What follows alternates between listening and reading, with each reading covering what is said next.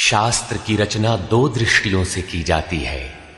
एक तो सामाजिक व्यवस्था और संस्कृति को कायम रखना, जिससे लोग पूर्वजों के पद चिन्हों का अनुकरण कर सकें, तथा दूसरा ये कि वे शाश्वत शांति को प्राप्त कर लें।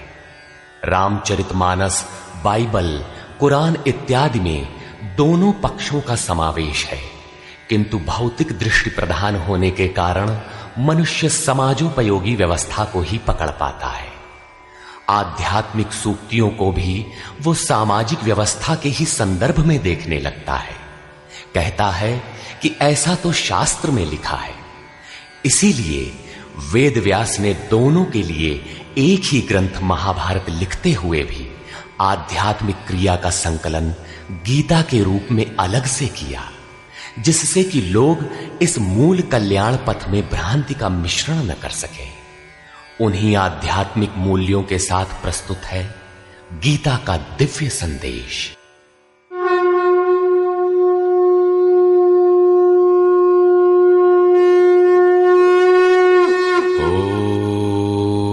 ओम श्री परमात्मने नमः। यथार्थ गीता, श्रीमद् भगवत गीता, अथ तृतीयो अध्यायः। अध्याय 2 में भगवान श्री कृष्ण ने बताया कि यह बुद्धि तेरे लिए ज्ञान मार्ग के विषय में कही गई। कौन सी बुद्धि? यही कि युद्ध कर, जीतोगे तो महामहिम की स्थिति प्राप्त कर लोगे और हारोगे तो देवत्व है। जीत में सर्वस्व है और हार में भी देवत्व है, कुछ मिलता ही है। अतः इस दृष्टि से लाभ और हानि दोनों में कुछ न कुछ मिलता है, किंचित भी क्षति नहीं है। फिर कहा, अब इसी को तू निष्काम कर्मयोग के विषय में सुन। जिस बुद्धि से युक्त होकर तू कर्मों के बंधन से अच्छी प्रकार छूट जाएगा। फिर उसकी विशेषताओं पर प्रकाश डाला। कर्म करते समय आवश्यक सावधानियों पर बल दिया कि फल की वासना वाला ना हो, कामनाओं से रहित होकर कर्म में प्रवृत्त हो और कर्म करने में तेरी अश्रद्धा भी ना हो, जिससे तू कर्म बंधन से मुक्त हो जाएगा। मुक्त तो होगा, किंतु रास्ते में अपनी स्थिति नहीं दिखाई पड़ी। अतः अर्जुन को निष्काम कर्मयोग की अपेक्षा ज्ञान मार्ग सरल और प्राप्ति वाला प्रतीत हुआ। उसने प्रश्न किया, जनार्दन, निष्काम कर्म की अपेक्षा ज्ञान मार्ग आपकी दृष्टि में श्रेष्ठ है, तो मुझे भयंकर कर्मों में क्यों लगाते हैं? प्रश्न स्वाभाविक था। मान लें एक ही स्थान पर जाने के दो रास्ते हैं। यदि आपको वास्तव में जाना है तो आप अवश्य प्रश्न करेंगे कि इनमें सुगम कौन है।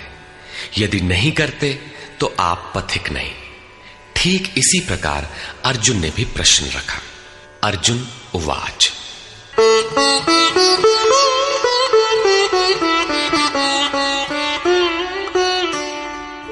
जायसी चेत कर्मणस्ते मता बुद्धिर्जनार्दन तत्किं कर्मणि घोरे मां नियोजयसि केशव।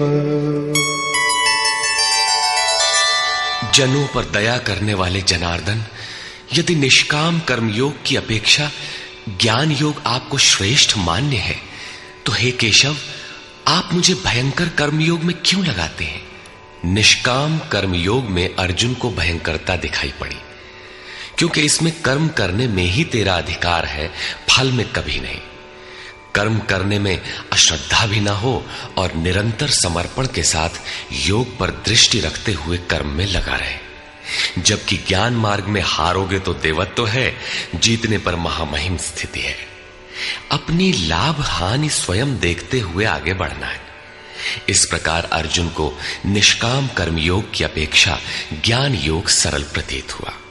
इसलिए उसने निवेदन किया,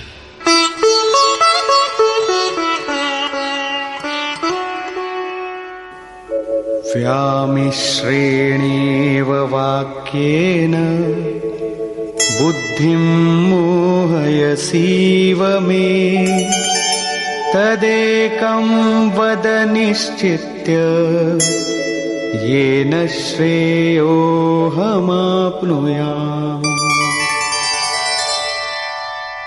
आप इन मिले हुए से वचनों से मेरी बुद्धि मोहित सी करते हैं।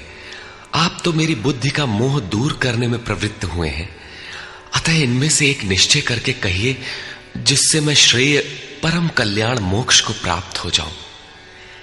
इस पर श्री कृष्ण ने कहा, श्री भगवान उवाच,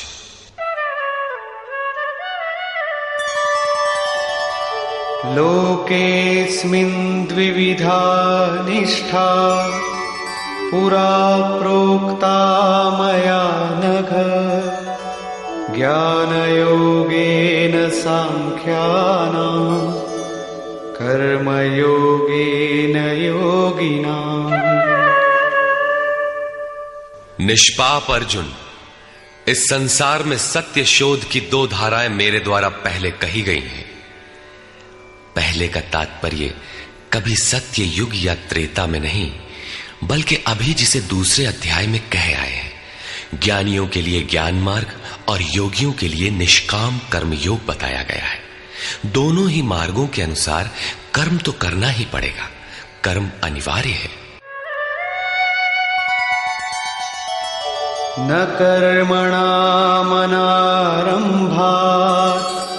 नैष्कर्म्यं पुरुषोऽश्नुते न च सन्न्यसनादेव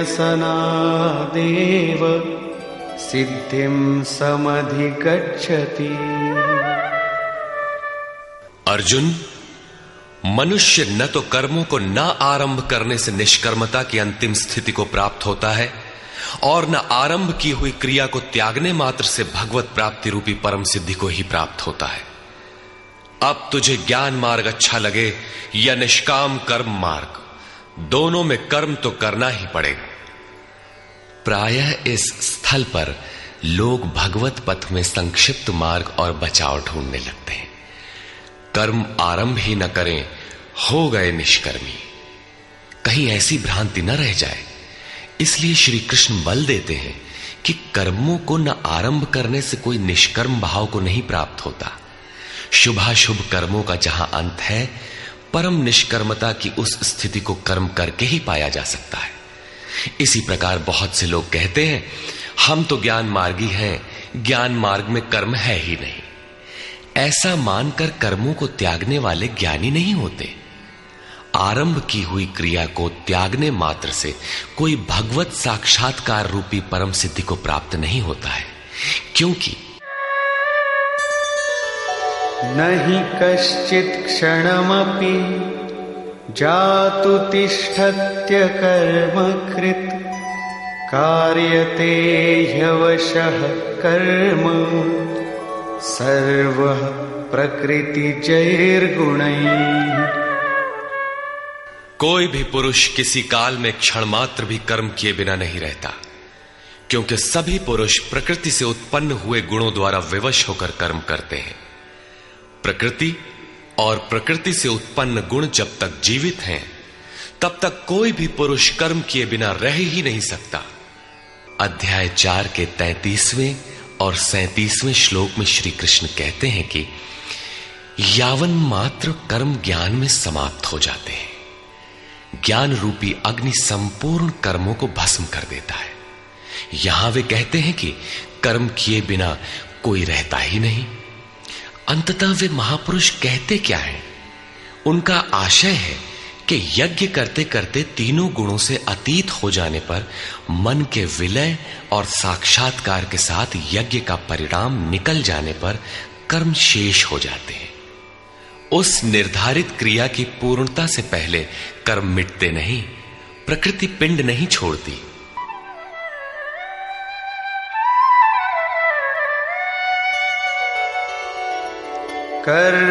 कर्मेन्द्रियाणि संयम्य य आस्ते मनसा स्मरन् इन्द्रियार्थान् विमूढात्मा मिथ्याचार स उच्यते।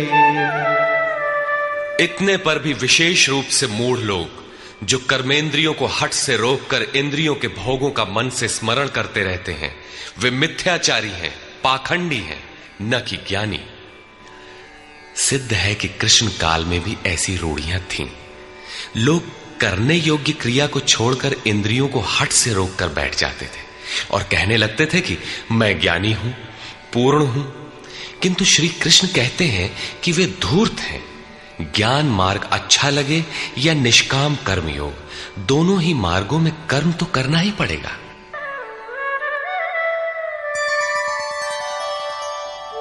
यस्त्विन्द्रियाणि मनसा नियम्यारभतेऽर्जुन कर्मेन्द्रियैः कर्मयोगम् असक्तः स विशिष्यते।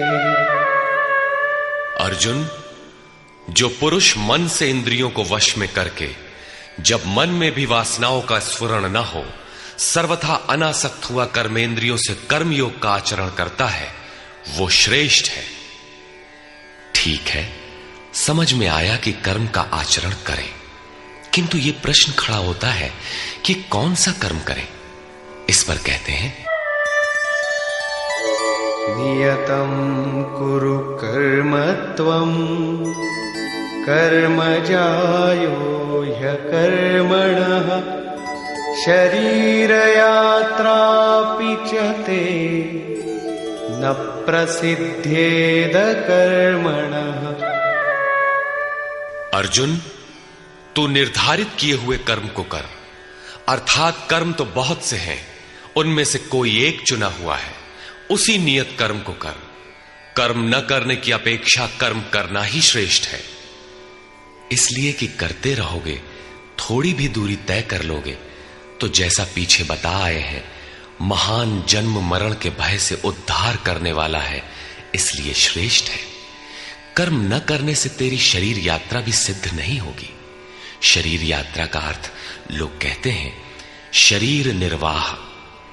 कैसा शरीर निर्वाह? क्या आप शरीर हैं? ये पुरुष जन्म जन्मांतर से, युग युगांतरों से शरीर की यात्रा ही तो करता चला आ रहा है। जैसे वस्त्र जीर्ण हुआ तो दूसरा तीसरा धारण किया, इसी प्रकार कीट पतंग से लेकर मानव तक, ब्रह्मा से लेकर यावन मात्र जगत परिवर्तनशील है। ऊपर नीचे योनियों में बराबर ये जीव शरीरों की ही तो यात्रा कर रहा है। कर्म कोई ऐसी वस्तु है जो इस यात्रा को सिद्ध कर देती है, पूर्ण कर देती है। मान ले एक भी जन्म लेना पड़ा तो यात्रा तो जारी है। अभी तो पथिक चल ही रहा है, वो दूसरे शरीरों की यात्रा कर रहा है। यात्रा पूर्ण तब होती है जब गंतव्य आ जाए। परमात्मा में स्थिति के अनंतर इस आत्मा को शरीरों की यात्रा नहीं करनी पड़ती, अर्थात शरीर त्याग और शरीर धारण वाला क्रम समाप्त हो जाता है। अतः कर्म कोई ऐसी वस्तु है कि इस पुरुष को पुनः शरीरों की यात्रा नहीं करनी पड़ती। मोक्ष से शुभात। अर्जुन, इस कर्म को करके तू संसार बंधन अशुभ से छूट जाएगा। कर्म कोई ऐसी वस्तु है जो संसार बंधन से मुक्ति दिलाती है। अब प्रश्न खड़ा होता है कि वो निर्धारित कर्म है क्या। इस पर कहते हैं, यज्ञार्थात् कर्मणोऽन्यत्र लोकोऽयं कर्म बन्धनः तदर्थं कर्म कौन्तेय मुक्तसंग समाचर। अर्जुन, यज्ञ की प्रक्रिया ही कर्म है। वो हरकत कर्म है जिससे यज्ञ पूर्ण हो। सिद्ध है कि कर्म एक निर्धारित प्रक्रिया है। इसके अतिरिक्त जो कर्म होते हैं, क्या वे कर्म नहीं है? श्री कृष्ण कहते हैं, नहीं, वे कर्म नहीं है। अन्यत्र लोकोयम कर्म बंधनः। इस यज्ञ की प्रक्रिया के अतिरिक्त दुनिया में जो कुछ भी किया जाता है, सारा जगत जिसमें रात दिन व्यस्त है, वो इसी लोक का एक बंधन है, न कि कर्म। कर्म तो मोक्ष से शुभात। अशुभ अर्थात संसार बंधन से छुटकारा दिलाने वाला है। मात्र यज्ञ की प्रक्रिया ही कर्म है। वो हरकत कर्म है जिससे यज्ञ पूरा होता है। अतः अर्जुन, उस यज्ञ की पूर्ति के लिए संग दोष से अलग रहकर भली प्रकार कर्म का आचरण कर। संग दोष से अलग हुए बिना यह कर्म होता ही नहीं। अब हम समझ गए कि यज्ञ की प्रक्रिया ही कर्म है, किंतु यहां पुनः एक नवीन प्रश्न उत्पन्न हो गया कि वो यज्ञ क्या है जिसे किया जाए। इसके लिए पहले यज्ञ को न बताकर श्री कृष्ण बताते हैं कि यज्ञ आया कहां से, ये देता क्या है। उसकी विशेषताओं पर प्रकाश डाला और चौथे अध्याय में जाकर स्पष्ट किया कि यज्ञ क्या है जिसे हम कार्य रूप दें और हमसे कर्म होने लगे। योगेश्वर श्री कृष्ण की शैली से स्पष्ट है कि जिस वस्तु का चित्रण करना है वे पहले उसकी विशेषताओं का चित्रण करते हैं जिससे श्रद्धा जागृत हो। तत्पश्चात वे उसमें बरती जाने वाली सावधानियों पर प्रकाश डालते हैं और अंत में मुख्य सिद्धांत प्रतिपादित करते हैं। स्मरण रहे कि यहां पर श्री कृष्ण ने कर्म के दूसरे अंग पर प्रकाश डाला कि कर्म एक निर्धारित क्रिया है।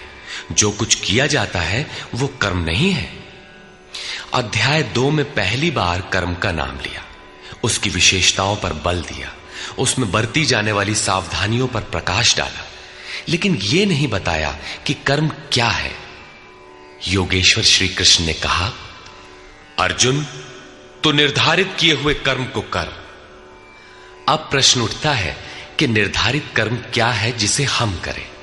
तब बताया कि यज्ञ को कार्य रूप देना कर्म है। अब प्रश्न उठता है कि वो यज्ञ क्या है।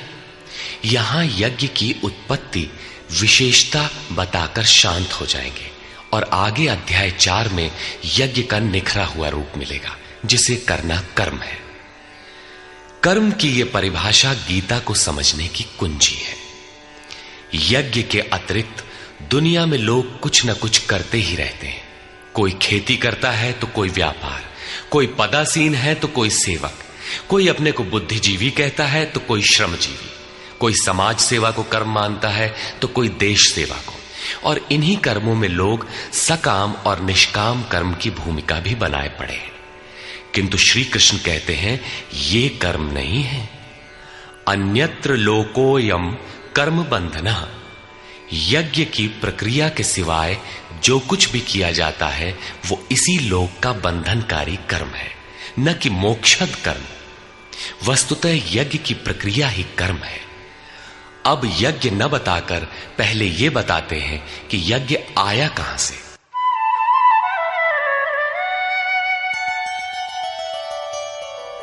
सह यज्ञाः प्रजा सृष्ट्वा पुरोवाच प्रजापतिः अनेन प्रसविष्यध्वम् ईशवोस्त्विष्टकामधु।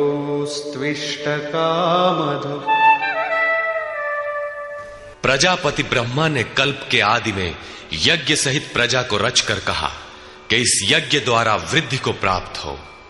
यह यज्ञ तुम लोगों को इष्ट कामधुक, जिसमें अनिष्ट ना हो, विनाश रहित इष्ट संबंधी कामना की पूर्ति करने वाला हो।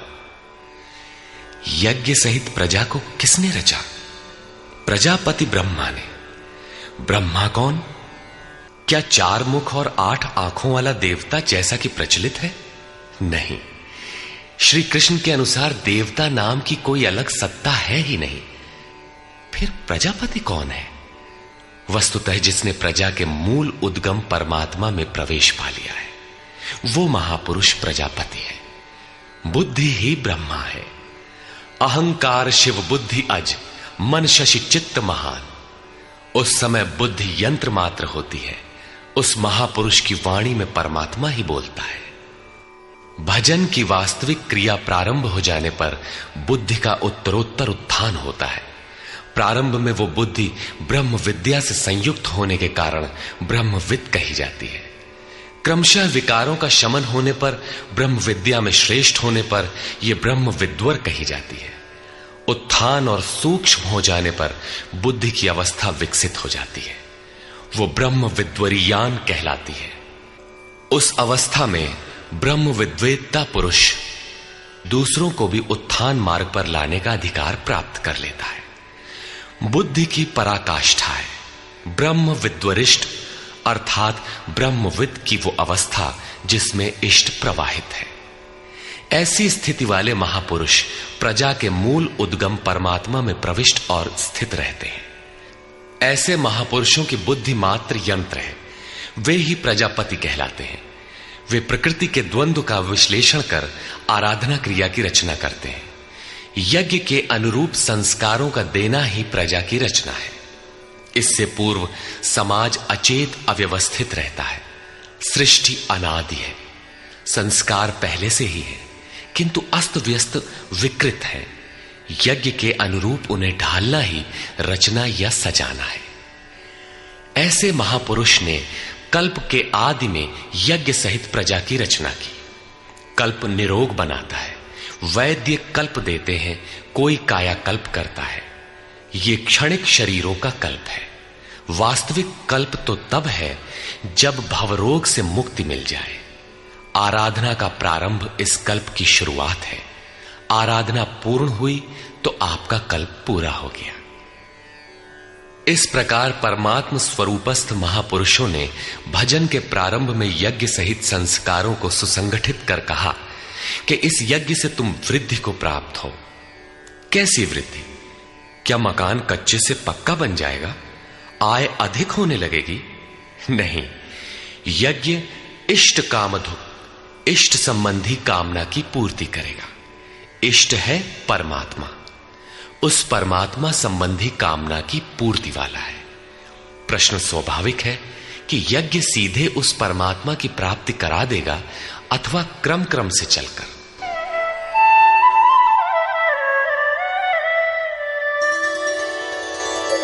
देवान् भावयतानेन ते देवा भावयन्तु वः परस्परं भावयन्तः श्रेयः परमवाप्स्यथ। इस यज्ञ द्वारा देवताओं की उन्नति करो, अर्थात दैवी संपत्ति की वृद्धि करो। वे देवता लोग तुम लोगों की उन्नति करेंगे। इस प्रकार आपस में वृद्धि करते हुए परम श्रेय, जिसके बाद कुछ भी पाना शेष न रहे, ऐसे परम कल्याण को प्राप्त हो जाओ। ज्यों ज्यों हम यज्ञ में प्रवेश करेंगे, आगे यज्ञ का अर्थ होगा आराधना की विधि। त्यों त्यों हृदय देश में दैवी संपत्ति अर्जित होती चली जाएगी। परम देव एकमात्र परमात्मा है। उस परम देव में प्रवेश दिला देने वाली जो संपद है, अंतःकरण की जो सजातीय प्रवृत्ति है, उसी को दैवी संपद कहते हैं। वो परम देव को संभव करती है, इसलिए दैवी संपद कही जाती है, न कि बाहरी देवता जैसा लोग कल्पना कर लेते हैं। योगेश्वर श्री कृष्ण के शब्दों में उनका कोई अस्तित्व नहीं है। आगे कहते हैं,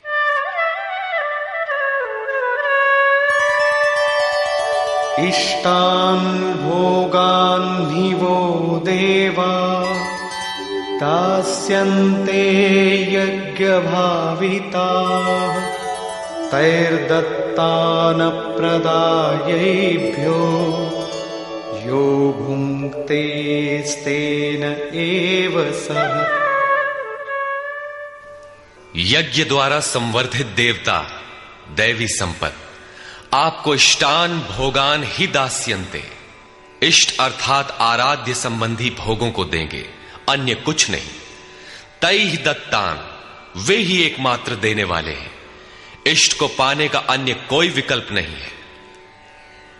इन दैवी गुणों को बिना बढ़ाए जो इस स्थिति का भोग करता है, वो निश्चय ही चोर है। जब उनसे पाया ही नहीं तो भोगेगा क्या? किंतु कहता अवश्य है कि हम तो तत्वदर्शी हैं। वो निश्चय ही चोर है, न कि प्राप्ति वाला। किंतु पाने वाले क्या पाते हैं?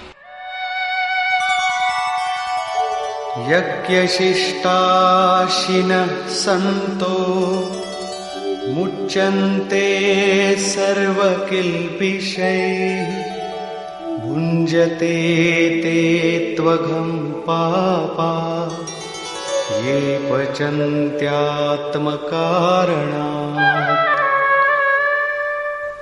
यज्ञ से बचे हुए अन्न को खाने वाले संतजन सब पापों से मुक्त हो जाते हैं। दैवी संपत्ति की वृद्धि करते करते परिणाम में प्राप्ति काल ही पूर्ति काल है। जब यज्ञ पूर्ण हो गया तो शेष बचा हुआ ब्रह्म ही अन्न है। इसी को श्री कृष्ण ने दूसरे शब्दों में कहा, यज्ञ शिष्टामृत भुजो यान्ति ब्रह्म सनातनम। यज्ञ जिसकी सृष्टि करता है उस अशन को पान करने वाला ब्रह्म में प्रविष्ट हो जाता है। यहां वे कहते हैं कि यज्ञ से शेष बचे हुए अशन को, ब्रह्म पीयूष को पान करने वाला सब पापों से छुटकारा पा जाता है। संत जन तो छूट जाते हैं, किंतु पापी लोग मोह के माध्यम से उत्पन्न शरीरों के लिए पचते हैं। वे पाप खाते हैं।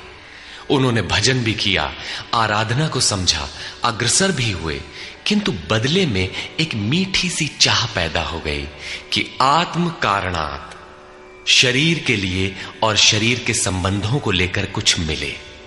उसे मिल तो जाएगा, किंतु उतने भोग के पश्चात वो अपने को वहीं खड़ा पाएगा जहां से चलना प्रारंभ किया था। इससे बड़ी क्षति क्या होगी?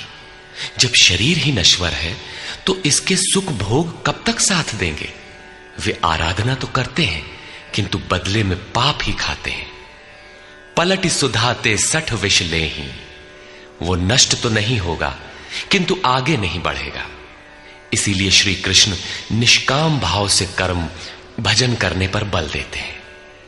अभी तक श्री कृष्ण ने बताया कि यज्ञ परम श्रेय देता है और उसकी रचना महापुरुषों द्वारा होती है, किंतु वे महापुरुष प्रजा की रचना में क्यों प्रवृत्त होते हैं? इस पर कहते हैं,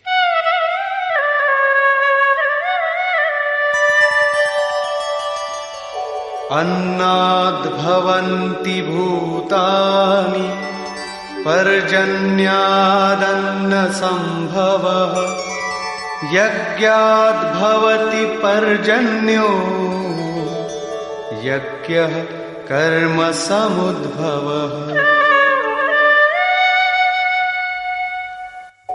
कर्म ब्रह्मोद्भवं विद्धि ब्रह्माक्षर समुद्भवम् तस्मात् सर्वगतं ब्रह्म नित्यं यज्ञे प्रतिष्ठितम्। संपूर्ण प्राणी अन्न से उत्पन्न होते हैं। अन्नम ब्रह्म व्यजानात्, अन्न परमात्मा ही है।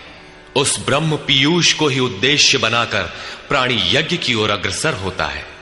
अन्न की उत्पत्ति वृष्टि से होती है, बादलों से होने वाली वर्षा नहीं, अपितु कृपा वृष्टि।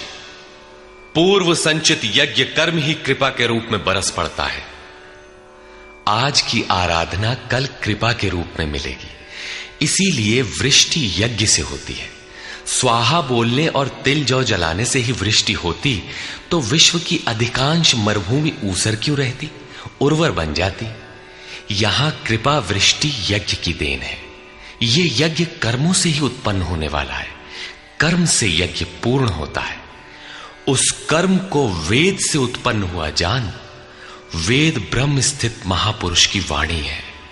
जो तत्व विदित नहीं है उसकी प्रत्यक्ष अनुभूति का नाम वेद है, न कि कुछ श्लोक संग्रह। वेद अविनाशी परमात्मा से उत्पन्न हुआ जान। कहा तो महात्माओं ने, किंतु वे परमात्मा के साथ तद्रूप हो चुके हैं। उनके माध्यम से अविनाशी परमात्मा ही बोलता है, इसलिए वेद अपौरुषेय कहे जाते हैं। महापुरुष वेद कहां से पा गए? तो वेद अविनाशी परमात्मा से उत्पन्न हुआ। वे महापुरुष उससे तद्रूप हैं। वे मात्र यंत्र हैं, इसलिए उनके द्वारा वही बोलता है, क्योंकि यज्ञ के द्वारा ही मन के निरोध काल में वो विदित होता है। इससे सर्वव्यापी परम अक्षर परमात्मा सर्वदा यज्ञ में ही प्रतिष्ठित है। यज्ञ ही उसे पाने का एकमात्र उपाय है। इसी पर बल देते हैं, एवं प्रवर्तितं चक्रं नानुवर्तयति हयः अघायुरिन्द्रियारामो मोघं पार्थ स जीवति। हे पार्थ, जो पुरुष इसी लोक में मनुष्य शरीर प्राप्त कर इस प्रकार चलाए हुए साधन चक्र के अनुसार नहीं बरतता, अर्थात दैवी संपत्ति का उत्कर्ष, देवताओं की वृद्धि और परस्पर वृद्धि के द्वारा अक्षय धाम को प्राप्त करना, इस क्रम के अनुसार जो नहीं बरतता, इंद्रियों का आराम चाहने वाला वो पापायु पुरुष व्यर्थ ही जीता है। बंधुओं, योगेश्वर श्री कृष्ण ने अध्याय 2 में कर्म का नाम लिया और इस अध्याय में बताया कि नियत कर्म का आचरण कर। यज्ञ की प्रक्रिया ही कर्म है। इसके सिवाय जो कुछ किया जाता है वो इसी लोक का बंधन है। इसीलिए संग दोष से अलग रहकर उस यज्ञ की पूर्ति के लिए कर्म का आचरण कर। उन्होंने यज्ञ की विशेषताओं पर प्रकाश डाला और बताया कि यज्ञ की उत्पत्ति ब्रह्मा से है। प्रजा अन्न को उद्देश्य बनाकर उस यज्ञ में प्रवृत्त होती है। यज्ञ कर्म से और कर्म अपौरुषेय वेद से उत्पन्न होते हैं, जबकि वेद मंत्रों के दृष्टा महापुरुष ही थे। उनका पुरुष तिरोहित हो चुका था। प्राप्ति के साथ अविनाशी परमात्मा ही शेष बचा था। इसलिए वेद परमात्मा से उत्पन्न है। सर्वव्यापी परमात्मा यज्ञ में सर्वदा प्रतिष्ठित है। इस साधन चक्र के अनुसार जो नहीं बरतता, वो पापायु पुरुष इंद्रियों का सुख चाहने वाला है, व्यर्थ ही जीता है। अर्थात यज्ञ ऐसी विधि विशेष है जिसमें इंद्रियों का आराम नहीं है, अपितु अक्षय सुख है।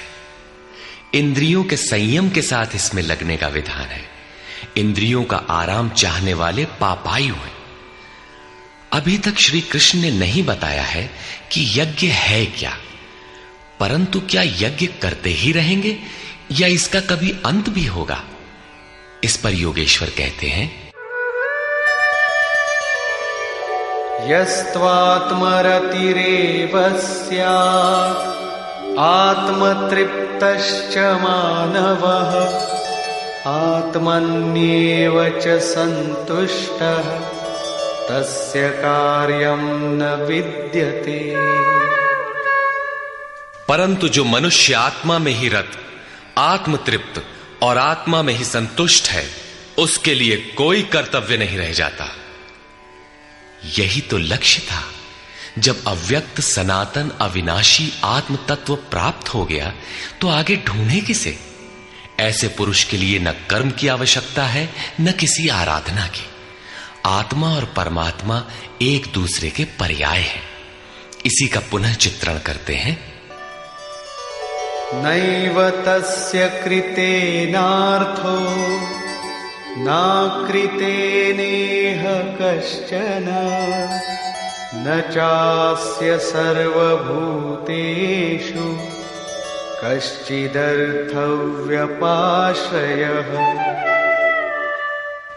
इस संसार में उस पुरुष का किए जाने से कोई लाभ नहीं है और न छोड़ देने से कोई हानि है। जबकि पहले आवश्यक था, उसका संपूर्ण प्राणियों में कोई स्वार्थ संबंध नहीं रह जाता। आत्मा ही तो शाश्वत, सनातन, अव्यक्त, अपरिवर्तनशील और अक्षय है। जब उसी को पा लिया, उसी से संतुष्ट, उसी से तृप्त, उसी में ओतप्रोत और स्थित है, आगे कोई सत्ता ही नहीं तो किसको खोजें? मिलेगा क्या? उस पुरुष के लिए कर्म छोड़ देने से कोई हानि भी नहीं है, क्योंकि विकार जिस पर अंकित होते हैं वो चित्त ही न रहा। उसका संपूर्ण भूतों में बाह्य जगत और आंतरिक संकल्पों की परत में लेश मात्र भी अर्थ नहीं रहता। सबसे बड़ा अर्थ तो था परमात्मा। जब वही उपलब्ध है तो दूसरों से उसका क्या प्रयोजन होगा? तस्मादसक्तः सततं कार्यं कर्म समाचर असक्तो ह्याचरन् कर्म परमाप्नोति पुरुषः। इस स्थिति को प्राप्त करने के लिए तू अनासक्त हुआ। निरंतर कार्यम कर्म, जो करने योग्य कर्म है उस कर्म को अच्छी प्रकार कर, क्योंकि अनासक्त पुरुष कर्म के आचरण से परमात्मा को प्राप्त होता है। नियत कर्म, कार्यम कर्म एक ही है। कर्म की प्रेरणा देते हुए वे कहते हैं,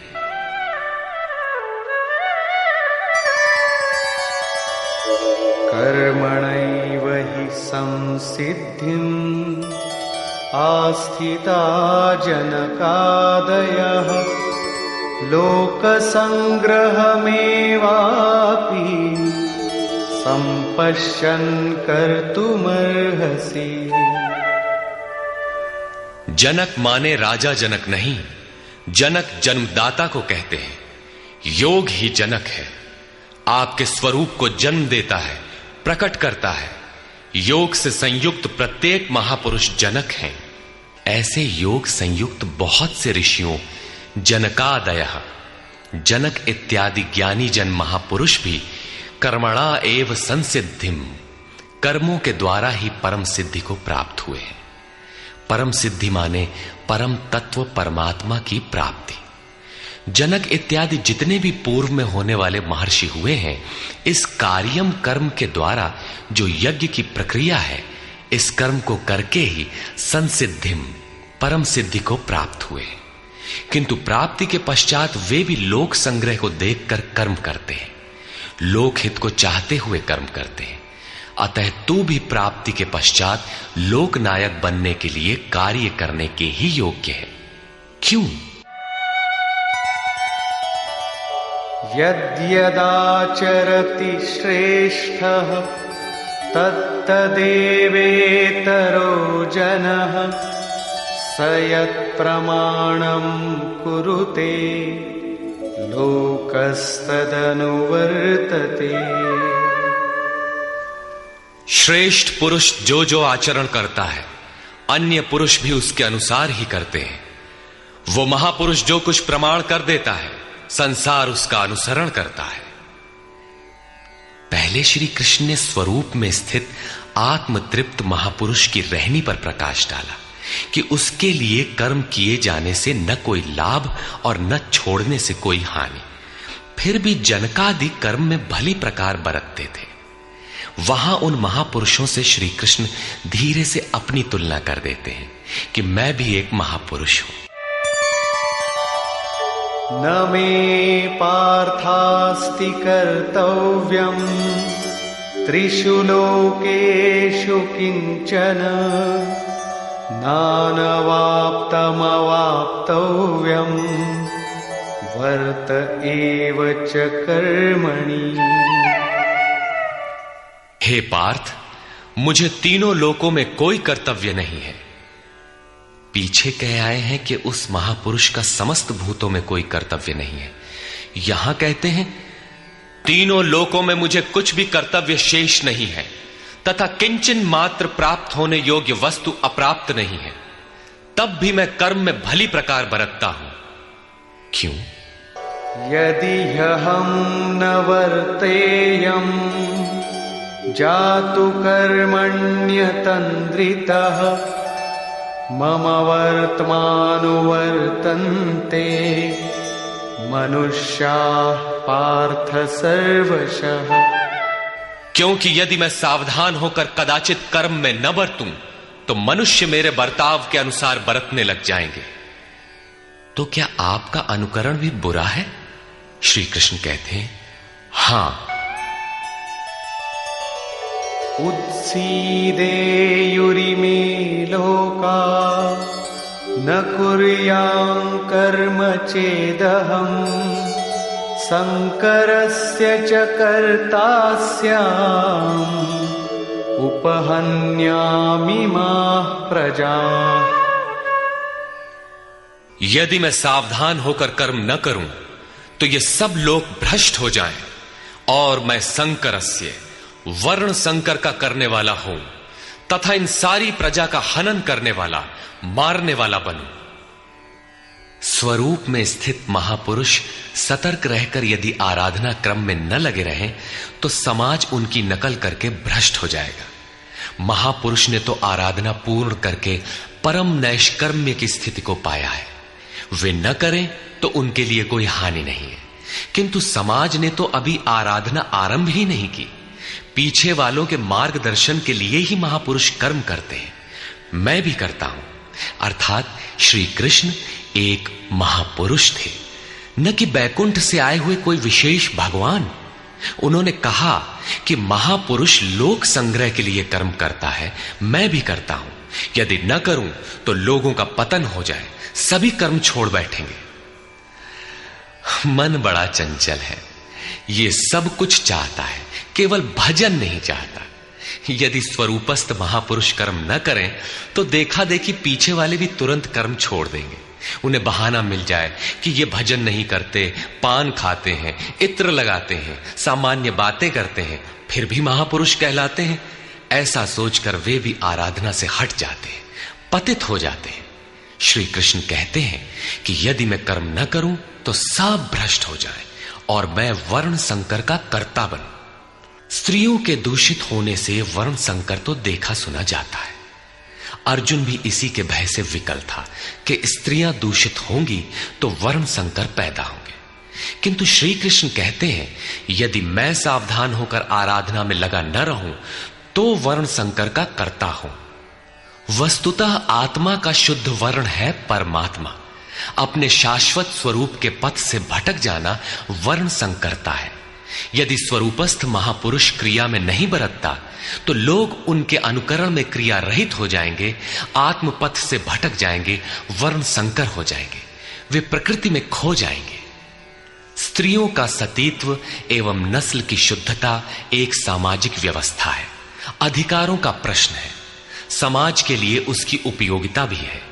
किंतु माता पिता की भूलों का संतान की साधना पर कोई प्रभाव नहीं पड़ता। आपन करनी पार उतरनी। हनुमान, व्यास, वशिष्ठ, नारद, शुकदेव, कबीर, ईसा इत्यादि अच्छे महापुरुष हुए, जबकि सामाजिक कुलीनता से इनका संपर्क नहीं है। आत्मा अपने पूर्व जन्म के गुण धर्म लेकर आता है। श्री कृष्ण कहते हैं मनः षष्ठानीन्द्रियाणि प्रकृतिस्थानी कर्षति।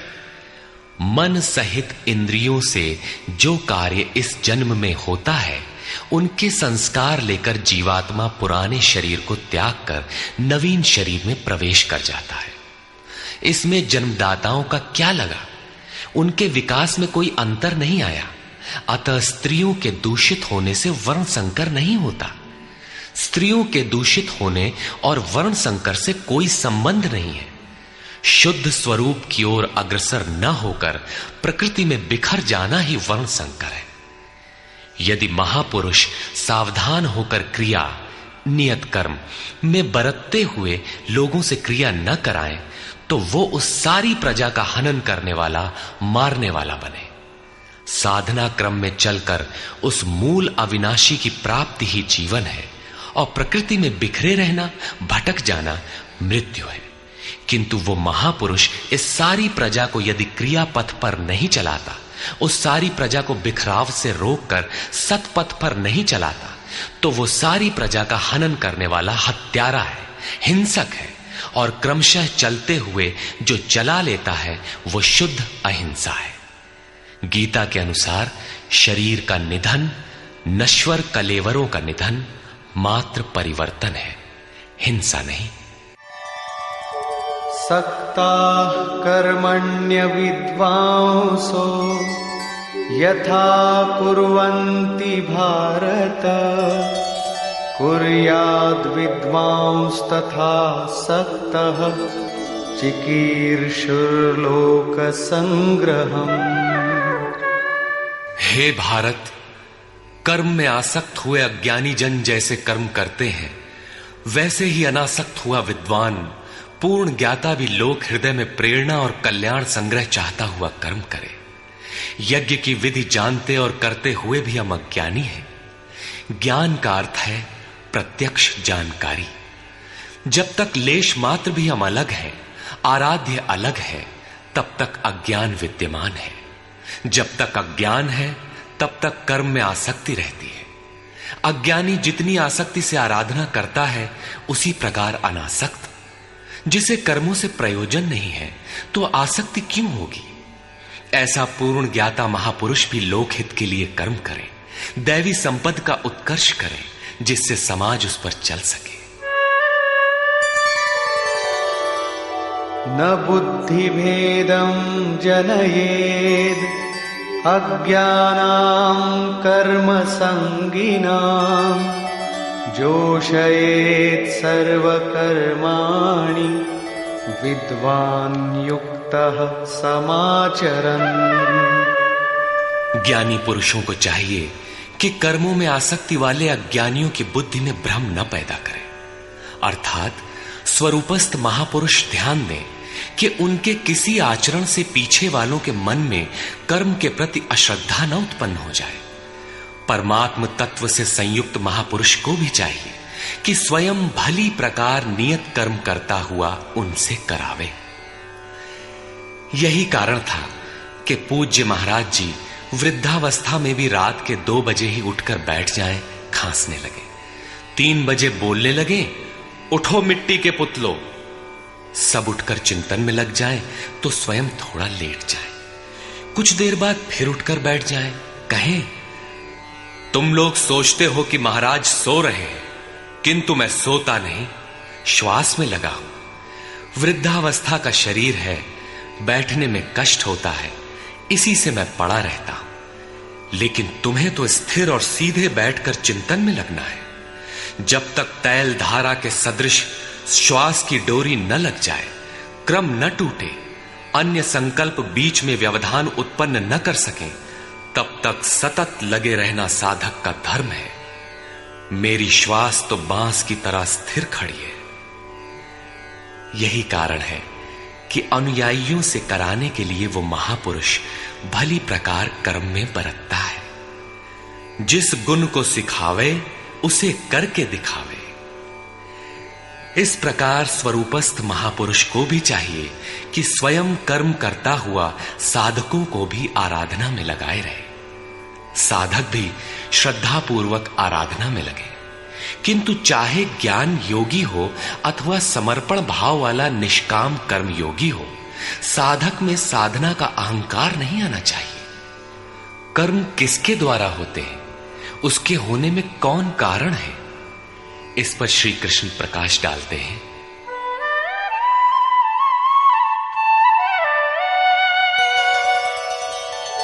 प्रकृते क्रियमाणानि गुणैः कर्माणि सर्वशः अहंकार विमूढ़ात्मा कर्ताहमिति मन्यते।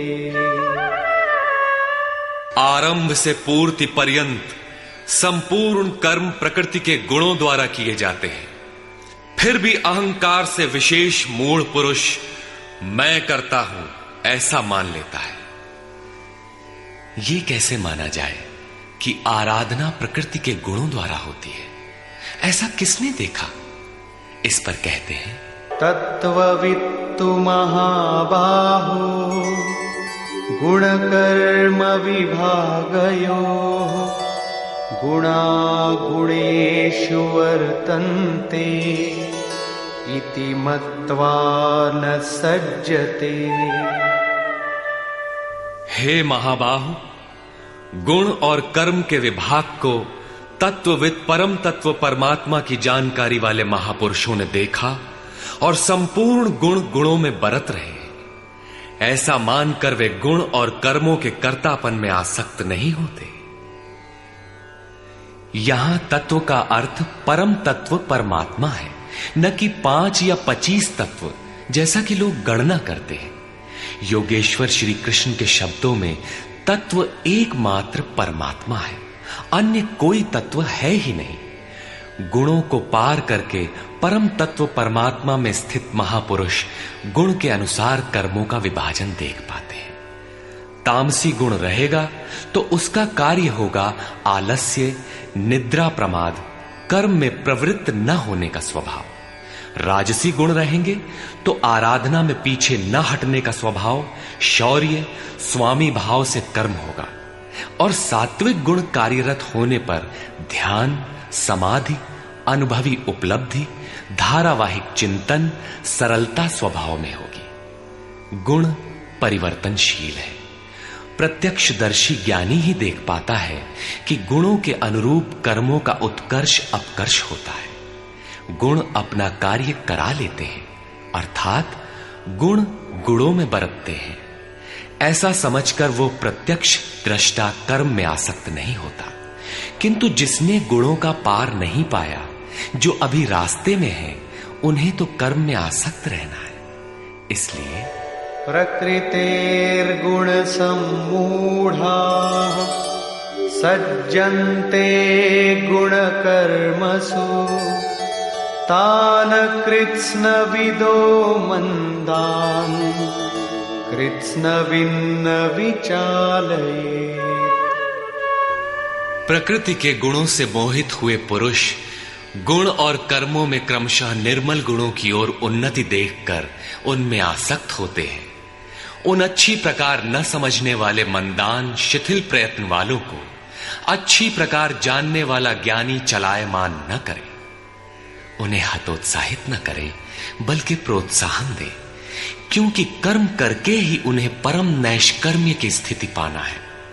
अपनी शक्ति और स्थिति का आकलन करके कर्म में प्रवृत्त होने वाले ज्ञान मार्गी साधकों को चाहिए कि कर्म को गुणों की देन माने, अपने को कर्ता मानकर अहंकारी न बन जाए।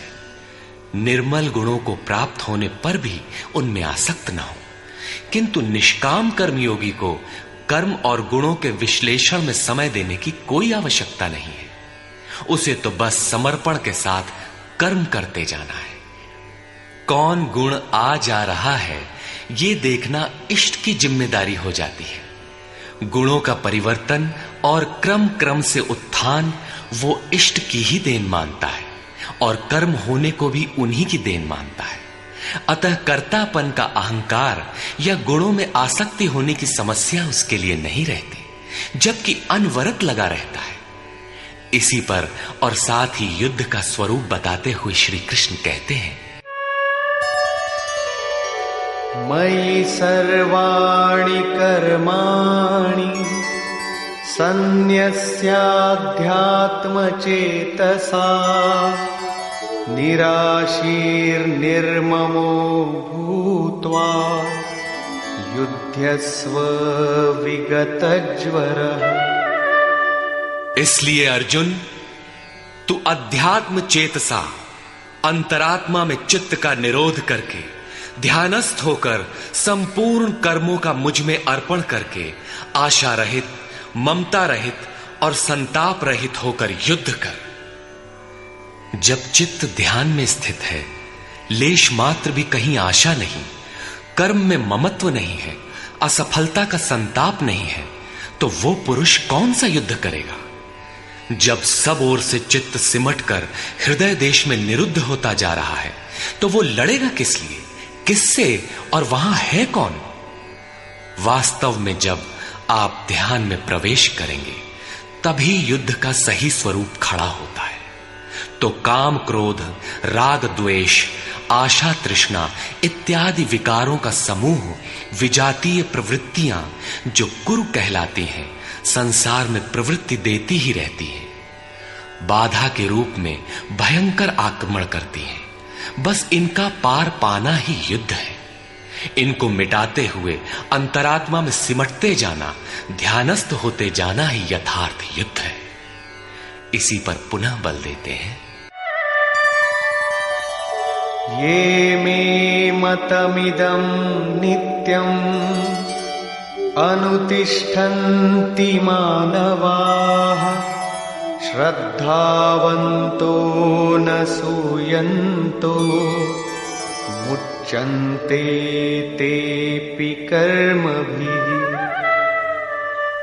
अर्जुन, जो कोई मनुष्य दोष दृष्टि से रहित होकर श्रद्धा भाव समर्पण से संयुक्त हुआ, सदा मेरे इस मत के अनुसार बरतते हैं कि युद्ध कर, वे पुरुष भी संपूर्ण कर्मों से छूट जाते हैं। योगेश्वर का यह आश्वासन किसी हिंदू, मुसलमान या ईसाई के लिए नहीं, अपितु मानव मात्र के लिए है। उनका मत है कि युद्ध कर। इससे ऐसा प्रतीत होता है कि ये उपदेश युद्ध वालों के लिए था। अर्जुन के समक्ष तो सौभाग्य से विश्व युद्ध की संरचना थी। आपके सामने तो कोई युद्ध नहीं है। आप गीता के पीछे क्यों पड़े हैं? क्योंकि कर्मों से छूटने का उपाय तो युद्ध करने वालों के लिए है, किंतु ऐसा कुछ नहीं है। वस्तुतः ये अंतर्देश की लड़ाई है। क्षेत्र और क्षेत्रज्ञ का, विद्या और अविद्या का, धर्म क्षेत्र और कुरुक्षेत्र का संघर्ष है। आप ज्यों-ज्यों ध्यान में चित्त का निरोध करेंगे, विजातीय प्रवृत्ति बाधा के रूप में प्रत्यक्ष होती है, भयंकर आक्रमण करती है। उसका शमन करते हुए चित्त का निरोध करते जाना ही युद्ध है। जो दोष दृष्टि से रहित होकर श्रद्धा के साथ इस युद्ध में लगता है, वो कर्मों के बंधन से, आवागमन से भली प्रकार छुटकारा पा जाता है। जो इस युद्ध में प्रवृत्त नहीं होता, उसकी क्या गति होती है? इस पर कहते हैं, ये त्वेतदभ्यसूयन्तो नानुतिष्ठन्ति मे मतम् सर्वज्ञानविमूढांस्तान् विद्धि नष्टान चेतसः। जो दोष दृष्टि वाले अचेतसः, मोह निशा में अचेत लोग मेरे इस मत के अनुसार नहीं बरतते, अर्थात ध्यानस्थ होकर आशा, ममता, संताप रहित होकर समर्पण के साथ युद्ध नहीं करते। सर्वज्ञान विमूढ़ान, ज्ञान पथ में सर्वथा मोहित उन लोगों को तू कल्याण से भ्रष्ट हुआ ही जान। जब यही सही है तो लोग करते क्यों नहीं? इस पर कहते हैं, सदृशं चेष्टते स्वस्याः प्रकृतेर्ज्ञानवानपि प्रकृतिं यान्ति भूतानि निग्रहः किं करिष्यति। सभी प्राणी अपनी प्रकृति को प्राप्त होते हैं, अपने स्वभाव से परवश होकर कर्म में भाग लेते हैं। प्रत्यक्षदर्शी ज्ञानी भी अपनी प्रकृति के अनुसार चेष्टा करता है। प्राणी अपने कर्मों में बरतते हैं और ज्ञानी अपने स्वरूप में। जैसा जिसकी प्रकृति का दबाव है, वैसा ही कार्य करता है। यह स्वयं सिद्ध है। इसमें निराकरण कोई क्या करेगा? यही कारण है कि सभी लोग मेरे मत के अनुसार कर्म में प्रवृत्त नहीं हो पाते। वे आशा, ममता, संताप का, दूसरे शब्दों में राग द्वेष का त्याग नहीं कर पाते, जिससे कर्म का सम्यक आचरण नहीं हो पाता। इसी को और स्पष्ट करते हैं और दूसरा कारण बताते हैं, इंद्रियस्येन्द्रियस्यार्थे रागद्वेषौ व्यवस्थितौ तयोर्न वशमागच्छेत् तौ ह्यस्य परिपन्थिनौ। इंद्रिय और इंद्रियों के भोगों में राग और द्वेष स्थित हैं। इन दोनों के वश में नहीं होना चाहिए, क्योंकि इस कल्याण मार्ग में कर्मों से छूट जाने वाली प्रणाली में ये राग और द्वेष दुर्धर्ष शत्रु हैं, आराधना का अपहरण कर ले जाते हैं। जब शत्रु भीतर है तो बाहर कोई किसी से क्यों लड़ेगा? शत्रु तो इंद्रिय और भोगों के संसर्ग में है, अंतःकरण में है।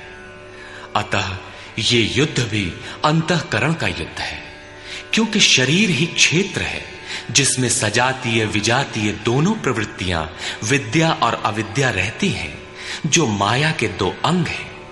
इन्हीं प्रवृत्तियों का पार पाना, सजातीय प्रवृत्ति को साध कर विजातीय का अंत करना युद्ध है। विजातीय समाप्त होने पर सजातीय का उपयोग समाप्त हो जाता है। स्वरूप का स्पर्श करके सजातीय का भी उसके अंतराल में विलय हो जाना, इस प्रकार प्रकृति का पार पाना युद्ध है, जो ध्यान में ही संभव है। राग द्वेष के शमन में समय लगता है। इसलिए बहुत से साधक क्रिया को छोड़कर सहसा महापुरुष की नकल करने लग जाते हैं। श्री कृष्ण इससे सावधान करते हैं।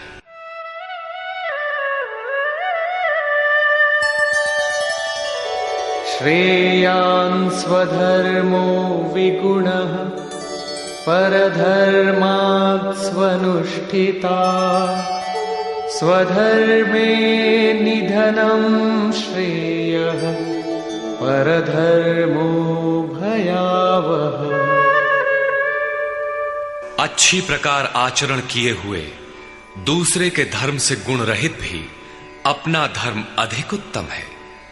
स्वभाव से उत्पन्न कर्म में प्रवृत्त होने की क्षमता स्वधर्म है, अतः स्वधर्माचरण में मरना भी परम कल्याणकारक है। अपनी क्षमता के अनुसार कर्म में प्रवृत्त होने से साधक एक न एक दिन पार पा जाता है। जहां से साधन छूटेगा, शरीर मिलने पर वहीं से पुनः प्रारंभ होगा। आत्मा तो मरता नहीं। शरीर अर्थात वस्त्र बदलने से आपके बुद्धि विचार बदल तो नहीं जाते। आगे वालों की तरह स्वांग बनाने से साधक भय को प्राप्त होगा। भय प्रकृति में होता है, परमात्मा में नहीं। प्रकृति का आवरण और घना हो उठेगा। स्वधर्म क्या है? अध्याय 2 में श्री कृष्ण ने स्वधर्म का नाम लिया था कि स्वधर्म को भी देखकर तू युद्ध करने योग्य है। क्षत्रिय के लिए इससे बढ़कर कल्याणकारी मार्ग नहीं है। स्वधर्म में अर्जुन क्षत्रिय पाया जाता है। संकेत किया कि अर्जुन, जो ब्राह्मण है, वेदों का उपदेश उनके लिए क्षुद्र जलाशय के तुल्य है। तू वेदों से ऊपर उठ और ब्राह्मण बन, अर्थात स्वधर्म में परिवर्तन संभव है। वहां पुनः कहा कि राग द्वेष के वश में न हो, इन्हें काट, स्वधर्म श्रेयस्कर है। इनका यह आशय नहीं है कि अर्जुन किसी ब्राह्मण की नकल करके उस जैसी वेशभूषा बना ले। एक ही कर्म पथ को महापुरुष ने 4 श्रेणियों में बांट दिया: निकृष्ट, मध्यम, उत्तम, अति उत्तम। इन श्रेणी के साधकों को क्रमशः शूद्र, वैश्य, क्षत्रिय और ब्राह्मण की संज्ञा दी। शूद्र वाली क्षमता से कर्म का आरंभ होता है और साधना क्रम में वही साधक ब्राह्मण बन सकता है। इससे भी आगे जब वो परमात्मा में प्रवेश पा जाता है तो न ब्राह्मणो न क्षत्रियः न वैश्यो न शूद्रः चिदानंद रूपः शिवः केवलोहम्। वो वर्णों से ऊपर हो जाता है। यही श्री कृष्ण भी कहते हैं कि चातुर्वर्ण्यम मया सृष्टम। 4 वर्णों की रचना मैंने की। तो क्या जन्म के आधार पर मनुष्यों को बांटा? नहीं, गुण कर्म विभागशः, गुणों के आधार पर कर्म बांटा गया। कौन सा कर्म? क्या सांसारिक कर्म? श्री कृष्ण कहते हैं नहीं, नियत कर्म। नियत कर्म क्या है? वो है यज्ञ की प्रक्रिया, जिसमें होता है श्वास में प्रश्वास का हवन, प्रश्वास का श्वास में हवन, इंद्रिय संयम इत्यादि, जिसका शुद्ध अर्थ है योग साधना, आराधना। इस आराधना कर्म को ही 4 श्रेणियों में बांटा गया। जैसी क्षमता वाला पुरुष हो, उसे उसी श्रेणी से प्रारंभ करना चाहिए। यही सबका अपना अपना स्वधर्म है। यदि वो आगे वालों की नकल करेगा तो भय को प्राप्त होगा। सर्वथा नष्ट तो नहीं होगा, क्योंकि इसमें बीज का नाश तो नहीं होता। हां, वो प्रकृति के दबाव से भयाक्रांत, दीनहीन अवश्य हो जाएगा। शिशु कक्षा का विद्यार्थी स्नातक कक्षा में बैठने लगे तो स्नातक क्या बनेगा? वो प्रारंभिक वर्णमाला से भी वंचित रह जाएगा। अर्जुन प्रश्न रखता है कि मनुष्य स्वधर्म का आचरण क्यों नहीं कर पाता? अर्जुन उवाच अथ केन प्रयुक्तोऽयं पापं चरति पूरुषः अनिच्छन्नपि वार्ष्णेय बलादिव नियोजितः। हे कृष्ण, फिर ये पुरुष बरबस घसीट कर लगाए हुए के सदृश न चाहता हुआ भी किसकी प्रेरणा से पाप का आचरण करता है? आपके मत के अनुसार क्यों नहीं चल पाता? इस पर योगेश्वर श्री कृष्ण कहते हैं, श्री भगवान उवाच। काम एष क्रोध एष रजो गुण समुद्भवः महाशनो महापाप्मा विद्येनमिह वैरिणम्। अर्जुन, रजोगुण से उत्पन्न ये काम और ये क्रोध अग्नि के समान भोग भोगने से कभी न तृप्त होने वाले बड़े पापी हैं। काम क्रोध राग द्वेष के ही पूरक हैं। अभी मैंने जिसकी चर्चा की थी, इस विषय में तू इनको ही शत्रु जान। अब इनका प्रभाव बताते हैं।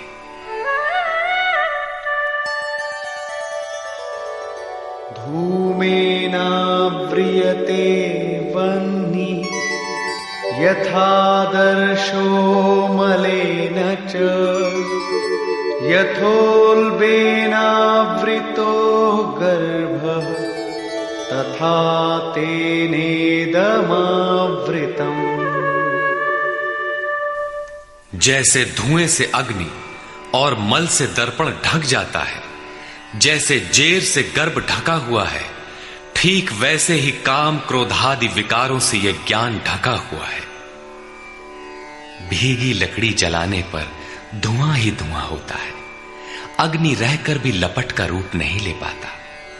मल से ढके दर्पण पर जिस प्रकार प्रतिबिंब स्पष्ट नहीं होता, झिल्ली के कारण जिस प्रकार गर्भ ढका रहता है, वैसे ही इन विकारों के रहते परमात्मा का प्रत्यक्ष ज्ञान नहीं होता।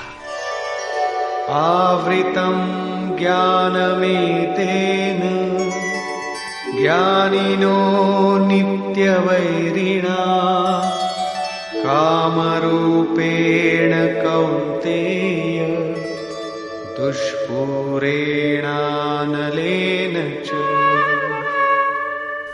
कौन्तेय, अग्नि के समान भोगों से न तृप्त होने वाले ज्ञानियों के निरंतर बैरी इस काम से ज्ञान ढका हुआ है। अभी तो श्री कृष्ण ने काम और क्रोध दो शत्रु बताए। प्रस्तुत श्लोक में वे केवल एक शत्रु काम का नाम लेते हैं।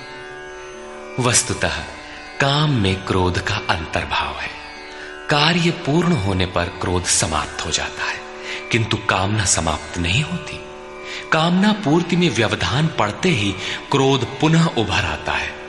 काम के अंतराल में क्रोध भी निहित है। इस शत्रु का निवास कहां है?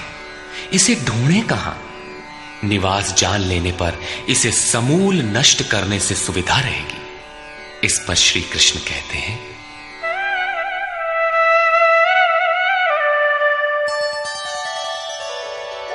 इंद्रियाणि मनो बुद्धि अस्याधिष्ठानमुच्यते एतैर्विमोहयत्येष ज्ञानमावृत्य देहिनम्।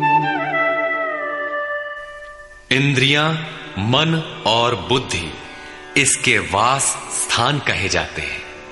ये काम इन मन, बुद्धि और इंद्रियों के द्वारा ही ज्ञान को आच्छादित करके जीवात्मा को मोह में डालता है। तस्मात् त्वमिन्द्रियाण्यादौ नियम्य भरतर्षभ पाप्मानं प्रजह्येनं ज्ञानविज्ञाननाशनम्। इसलिए अर्जुन, तू पहले इंद्रियों को नियम में संयत कर, क्योंकि शत्रु तो इनके अंतराल में छिपा है। वो तुम्हारे शरीर के भीतर है, बाहर खोजने से वो कहीं नहीं मिलेगा। इंद्रियों को वश में करके ज्ञान और विज्ञान का नाश करने वाले इस पापी काम को ही मार। ये हृदय देश की अंतर जगत की लड़ाई है। काम सीधे पकड़ में नहीं आएगा, अतः विकारों के निवास स्थान का ही घेराव कर लो, इंद्रियों को ही संयत कर लो। किंतु इंद्रियों और मन को संयत करना तो बड़ा कठिन है। क्या ये हम कर पाएंगे? इस पर योगेश्वर श्री कृष्ण आपकी सामर्थ्य बताते हुए प्रोत्साहित करते हैं।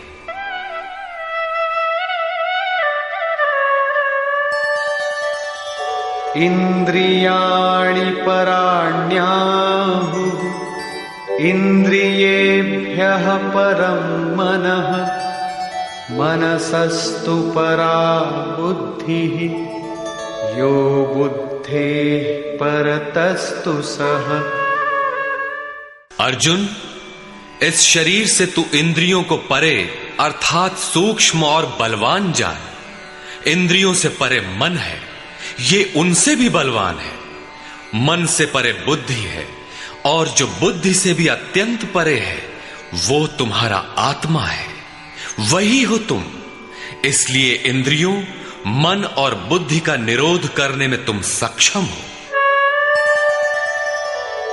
एवं बुद्धेः परं बुद्ध्वा संस्तभ्यात्मानमात्मना जहि शत्रुं महाबाहो कामरूपं दुरासदम्।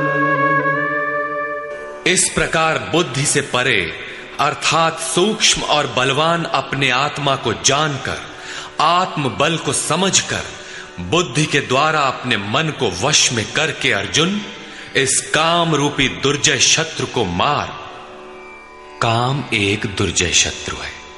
इंद्रियों के द्वारा ये आत्मा को मोहित करता है, तो अपनी शक्ति समझकर, आत्मा को बलवान समझकर काम रूपी शत्रु को मारना है। कहने की आवश्यकता नहीं है कि ये शत्रु आंतरिक है और युद्ध भी अंतर्देश का ही है।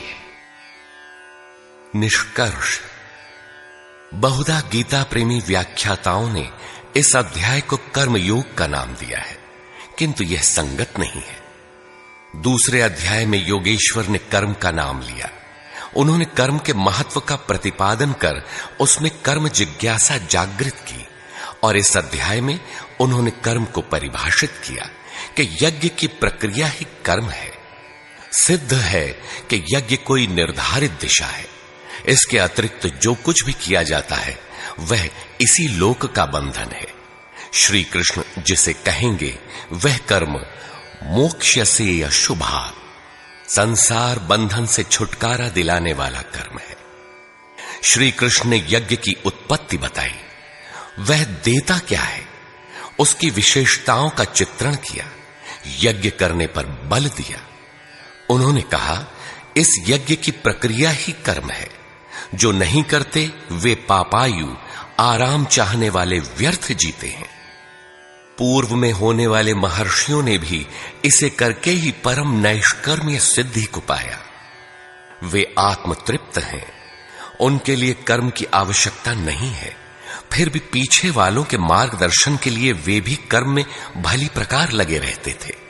उन महापुरुषों से श्री कृष्ण ने अपनी तुलना की कि मेरा भी अब कर्म करने से कोई प्रयोजन नहीं है, किंतु मैं भी पीछे वालों के हित के लिए ही कर्म में बरतता हूं। श्री कृष्ण ने स्पष्ट अपना परिचय दिया कि वे एक योगी थे। उन्होंने कर्म में प्रवृत्त साधकों को चलायमान न करने को कहा, क्योंकि कर्म करके ही उन साधकों को स्थिति प्राप्त करनी है। यदि नहीं करेंगे तो नष्ट हो जाएंगे। इस कर्म के लिए ध्यानस्थ होकर युद्ध करना है। आंखें बंद हैं, इंद्रियों से सिमटकर चित्त का निरोध हो चला तो युद्ध कैसा। उस समय काम, क्रोध, राग, द्वेष बाधक होते हैं। इन विजातीय प्रवृत्तियों का पार पाना ही युद्ध है। आसुरी संपद कुरुक्षेत्र विजातीय प्रवृत्ति को शनैः शनैः छांटते हुए ध्यानस्थ होते जाना ही युद्ध है। वस्तुतः ध्यान में ही युद्ध है। यही इस अध्याय का सारांश है, जिसमें न कर्म बताया न यज्ञ। यदि यज्ञ समझ में आ जाए तो कर्म समझ में आए। अभी तो कर्म समझाया ही नहीं गया।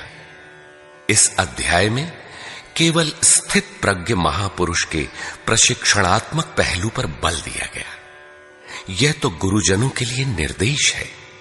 वे न भी करें तो उन्हें कोई क्षति नहीं, और न ऐसा करने में उनका अपना कोई लाभ ही है। किंतु जिन साधकों को परम गति अभीष्ट है, उनके लिए विशेष कुछ कहा ही नहीं। तो यह कर्मयोग कैसे है? कर्म का स्वरूप भी स्पष्ट नहीं है जिसे किया जाए, क्योंकि यज्ञ की प्रक्रिया ही कर्म है। अभी तक उन्होंने इतना ही बताया, यज्ञ तो बताया नहीं। कर्म का स्वरूप स्पष्ट कहां हुआ?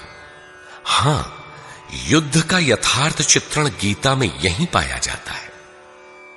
संपूर्ण गीता पर दृष्टिपात करें तो अध्याय 2 में कहा कि शरीर नाशवान है, अतः युद्ध कर। गीता में युद्ध का यही ठोस कारण बताया गया। आगे ज्ञान योग के संदर्भ में क्षत्रिय के लिए युद्ध ही कल्याण का एकमात्र साधन बताया गया, और कहा कि यह बुद्धि तेरे लिए ज्ञान योग के विषय में कही गई। कौन सी बुद्धि? यही कि हार जीत दोनों दृष्टियों में लाभ ही है, ऐसा समझकर युद्ध कर। फिर अध्याय 4 में कहा कि योग में स्थित रहकर हृदय में स्थित अपने संशय को ज्ञान रूपी तलवार द्वारा काट। वह तलवार योग में है। अध्याय 5 से 10 तक युद्ध की चर्चा तक नहीं है। 11वें अध्याय में केवल इतना कहा कि ये शत्रु मेरे द्वारा पहले से ही मारे गए हैं। तू निमित्त मात्र होकर खड़ा भर हो जा, यश को प्राप्त कर। ये तुम्हारे बिना भी मारे हुए हैं, प्रेरक करा लेगा। तू इन मुर्दों को ही मार। अध्याय 15 में संसार सुविरूढ़ मूल वाला पीपल वृक्ष जैसा कहा गया, जिसे असंगता रूपी शस्त्र द्वारा काटकर उस परम पद को खोजने का निर्देश मिला। आगे के अध्यायों में युद्ध का उल्लेख नहीं है। हां, अध्याय 16 में असुरों का चित्रण अवश्य है, जो नरकगामी है। अध्याय 3 में ही युद्ध का विशद चित्रण है। श्लोक 30 से श्लोक 43 तक युद्ध का स्वरूप, उसकी अनिवार्यता, युद्ध न करने वालों का विनाश, युद्ध में मारे जाने वाले शत्रुओं के नाम, उन्हें मारने के लिए अपनी शक्ति का आह्वान और निश्चय ही उन्हें काटकर फेंकने पर बल दिया। इस अध्याय में शत्रु और शत्रु का आंतरिक स्वरूप स्पष्ट है, जिनके विनाश की प्रेरणा दी गई है। अतः ओम तत्सदिति श्रीमद् भगवद गीता सूपनिषत्सु ब्रह्म विद्यायाम योग शास्त्रे श्री कृष्णार्जुन संवादे शत्रु विनाश प्रेरणा नाम तृतीयो अध्याय। इस प्रकार स्वामी अड़गड़ानंद कृत श्रीमद् भगवद गीता के भाष्य यथार्थ गीता का 3रा अध्याय पूर्ण होता है। हरि ओम तत्सत।